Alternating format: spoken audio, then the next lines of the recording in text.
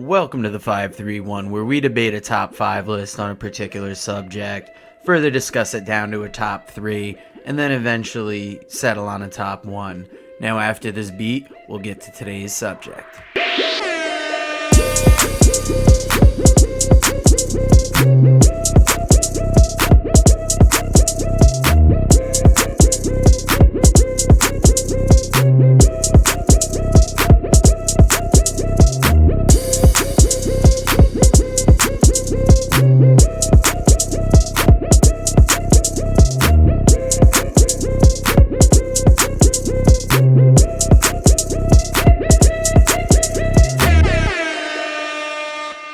Everybody, it's the Working Fans Podcast with the man they call Dave, and we're back with another 531 segment. I got my boy producer Joe here today. We're going to be kicking it. AJ Strangebrew, MIA. We don't know what's going on with him, but that's all right. Today we're talking about who were the breakout wrestling stars of 2020. First off, Joe, how we doing, man? Yeah, I wanted to give the people a best of us this week. And Dave demanded new content. Yeah. So we're going to kind of start off with the 531 of our top breakout stars of 2020. And then we're going to move a little bit towards looking forward to 2021.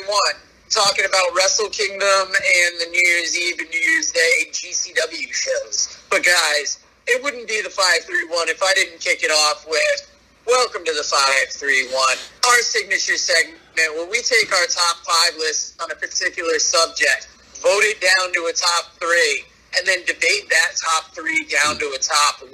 Dave, we didn't get a whole lot of lists this week, but I think we're going to find some interesting responses to who people's breakout star of 2020 is. I think so. Who's the first list you got for us? I'm going to go with Mikey and Fred from the Facebook page. He's been hitting us with those lists lately. Yeah, that guy, he's coming through. Yeah, he said in no particular order. We got Dominic Mysterio, Darby Allin, Raquel Gonzalez, Pat McAfee, and Jonathan Silver. I really like this list because there's really like a real mixture of talent. Like we got Dominic, who just started, Raquel and Pat from NXT, and then Darby and John from AEW. I like his list because I think with breakout stars, we're going to see it with some people's list that people made their list, and I wouldn't say it was necessarily a breakout year for them. John Silver, former guest of the show, 100%. Had a breakout year. He did. And that's why it's so sad to see Brody Lee's passing this past weekend, because the kind of back and forth dynamic they had was amazing. Yeah, I mean, it was very interesting, very unique, because like you had like Pat McAfee, who wrestled this year on his list, and I think Pat showed a real natural talent, but he only had those couple matches, but boy, the guy can really... He's really showed something in those little bit of stuff he did. And then you had like Dominic Mysterio. You know, Darby Allin he's doing some things. He's got the TNT title now. Yeah, it's an interesting list. I think there's a lot of things with these people here. It's funny because breakout star doesn't have to mean, they're in their rookie year. It's their breakout year. Yeah, 100%. Now, the first list I'm going to bring you is from author, friend of the show, Jake St. John. And he's got Hangman Page, Shingo Takagi, Will Ospreay, Jungle Boy, and Rhea Ripley. Good list. I say this all the time. I feel like Ripley's story was like the tale of 2 years. Like, she really broke out in the beginning. I say she had a solid year, but boy, the beginning of that year when she beat Shayna Baszler, who at the time was like the most dominant women's champion in all of wrestling, like it looked like she was going to be like a female Hulk Hogan. Then she lost to Charlotte. And we thought this was going to be a bigger story, but because of COVID, it feels like things got switched around, and we never really saw Ripley quite have the same momentum. We talked about it earlier in our buy and sell segment. Yeah. But Marty Scurll is another guy who really, I think, got hurt by COVID. Oh, yeah. A lot of those foreign talents didn't get much of a year, and I think it really hurt things overall. I agree. I'm going to go with Mike Flynn right now. He gave me some nice detailed stuff here. He's got number 1, MJF. I know he was an MLW, but he became a megastar this year. Number 2, Hammerstone. Super bright future for him. He isn't a household name yet, but I think he will be. Number 3, he also has Raquel Gonzalez. She looks like she may be a massive star and was really impressive this year. I mean, she did have a great standout performance in that War Games. But continuing on, We got number 4, Ricky Starks. Exposure on AEW has really put him on the path to stardom. And 5, Thunder Rosa, again, was known but not on this level. This is a different level entirely. Yeah, I really like Starks because his mic work is so fantastic. I'm surprised MJF isn't on everybody's list. Hammerstone is a nice pick. I think I joked with him about this behind the scenes a little bit. I said, as long as he can pass a wellness test, he should be pretty good. AEW doesn't appear to be testing anyway. Brian Cage. So I think that, it'd be interesting to see how Hammer does. I like Hammerstone a lot. It's important to note the AEW factor this year. You have a couple people like Darby Allin. I would say he had a breakout year maybe 2-3 years ago and really got his name out there. But AEW made him that much bigger. Same with MJF going from MLW to AEW. Mm-hmm. It's like not that MLW is a small promotion, but only so many people are going to see it. Right. You take that to TNT, and you're getting that act everywhere. And it's taking a lot of these guys and giving them a bigger platform, which is awesome. 100%. Now, the next list I got is from debatably number 1 fan of the show, Randy Osgood. He's definitely AJ's number 1 fan. That is. And he's got Thunder Rosa, Ricky Starks, Eric Young, Pat McAfee, and Eddie Kingston. Man, I agree with all of those except for Eric Young. I think Eric had a great year going back to Impact, but I wouldn't call it his breakout year. Maybe, if anything, more like his return. I feel like that was the exact list I was thinking of earlier, where some things aren't going to fit the thing. Yeah. Eric Young did have a tremendous year. Yeah. And he had almost like a Mike Bennett level return right. to ROH. Yes. With the hype behind him going back to Impact. But it didn't feel like a breakout because Eric Young has been great for so long. Yeah. That he's just really underrated. Yeah, if anything, more a comeback. It's interesting to see Thunder Rosa making a lot of these lists here. And I think that does show that was probably a breakout year for her. She's been popping up on our awards show we just did, and now she's popping up on this list all over, too. So, super cool. Yeah, definitely. And it's good to see female talent get recognized. She's another one, I'd say, over the last couple years, she's really been making a name for herself. But the NWA, AEW exposure has just put her over the top. And she's another one who was big in NWA and just got so much bigger on AEW. And it's making that NWA women's belt mean something on TNT. 100%. I got in front of the show, Zach St. John. He's got a very interesting list. The real ZSJ. The real ZSJ. He's got Montez Ford, number 1. He's got Keith Lee at number 2. Orange Cassidy, number 3. John Silver, 4. And Will Hobbs, number 5. Ford has a lot of charisma. I like his upside. I wouldn't call this his breakout year yet. I think he's going to have more to come. Keith Lee, I definitely think this is a breakout year for him, having the NXT North American and World title. Now being on Raw, maybe he's not where we want him to be yet, but he definitely has made an impression this year. Orange Cassidy, yeah, no, that guy definitely had a breakout year. I think it would have been bigger had we had fans. John Silver, huge year. Obviously, like we said, the stuff with Brody is kind of sad now because he really found his mark on being the elite, BTE.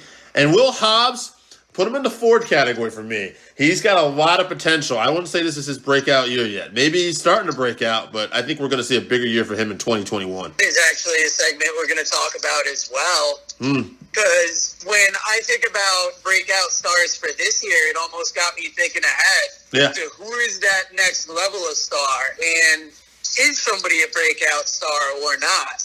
And I'm going to give you my list next, and you'll see why when we get to it. But top of the list, Alex Zane, man who won't respond to the show, but he's in NXT, so we'll let it slide. Check your DMs. I had Myron Reed as number 2 on my list. I had Will Hobbs as number 3, Abaddon as number 4, and I had the tag team of Top Flight as number 5. I put Myron Reed on there because even though he really showed us a lot last year, I think him keeping that lightweight title in MLW, or whatever they're calling it, I'm definitely blanking on the name right now. Middleweight. But what middleweight title and what he did over Pulp Fusion, I just thought in the match of him versus Leo Rush at Kings of Coliseum, really showed that he is showing that he can be that main event player that they need. Yeah, no doubt. I like your list. It's a little different. I think you have a lot of guys that are breakout into terms like they're finally getting some exposure altogether. Yeah, Will Hobbs in top flight. It might be more see what they got for 2021. Even put Abaddon in there. Same. I think she just made such an impression with that look and kind of her spot in the women's division of AEW. All right, I'm going to hit you my list. I got number 1, MJF. I think this was a huge year for him. He was obviously already gaining traction on the independent circuit and MLW, but now I think this guy is a just bona fide main event player. Ricky Starks, kicking it on the NWA power, but now suddenly he had that open challenge with Cody, and he has become, to me, the star of Team Taz. I know Cage is still the man, but to me, when he starts talking on the mic, Ricky Starks, it's a home run every week when he's on the mic. Keith Lee, I already said this before, I think this was a great year for him. Some of the stuff he did, in the beginning, that confrontation he had with Brock in the Rumble, just the sight of that, I think we're going to see a lot of stuff for Keith Lee. Check out that documentary on him on WWE 24 series. Awesome. John Silver, can't put over enough. Love the stuff he's doing. And I had to finish up with Darby Allin as well. Honorable mention to Thunder Rosa. It was really close. I actually went with Darby only because of the TNT title run and because he's been doing segments with Sting. So I kind of said, okay, this is a little bit of a bigger year. But Thunder was also very impressive just to be working the NWA title on AEW and everything and then going back and forth. So yeah, definitely. Now, the next list I got for you, it's the last list I got, but I had to give the main event spot to Jesse from New Hampshire. He's got Eddie Kingston, Leon Ruff, Damian Priest, Drew McIntyre, and Timothy Thatcher.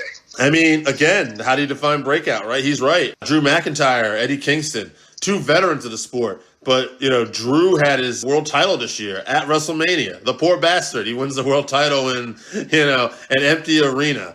You can hear the fans going. But, and not the fans, the actual ceiling fans. But at the same time, how much momentum he had going in there. Like, when he knocked Brock out of the Royal Rumble this year, it was a mega pop. And as for Kingston, despite what AJ might think about his look and what he sounds like, at the end of the day, that stuff he did with Cody really put him on the map this year to the point that feud he had with Moxley even turned it up another notch just by his mic work. So good. Yeah, how about talking himself into a job? Yeah. Like, we saw him appear, and everybody was hoping he would get that AEW contract, and then sure enough he did, and he has delivered consistently since then, and it's wild to see a couple veterans end up on this breakout list, but isn't that really what it is? Yeah, absolutely. I'm trying to think of names that kept going on here. I feel like John Silver's been on a lot of these lists. John Silver definitely had a lot. I feel like we heard Ricky Starks a lot. Yeah. And I don't know, I guess that, Darby. This one was kind of a real grab bag. Yeah, it was. Those were the 2 that seemed to pop up the most. And then you've got a handful of other guys. You want to just pick one out of the... I think Darby was on a few more lists, so I'm going to go with Darby. I actually really like MJF, but I don't think he made as many lists as Darby. So I got Darby, John Silver, and Ricky Starks, you said. So I'm looking. It's funny, Raquel Gonzalez made a couple early lists too. But we'll save on her. I think 2021 is going to be her year. So yeah, I got to go, let's see, Ricky Starks, Darby Allin, John Silver.